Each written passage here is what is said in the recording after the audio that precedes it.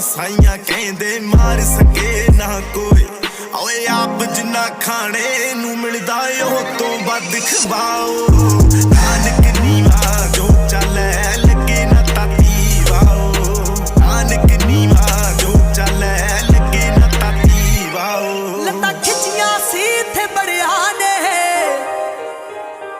ਤੂੰ ਦਾਦਾ ਨਾਲ ਸਾਹਿਬ ਦੇ ਖੜਿਆ ਏ। ਲੱਤਾਂ ਖਿੱਚੀਆਂ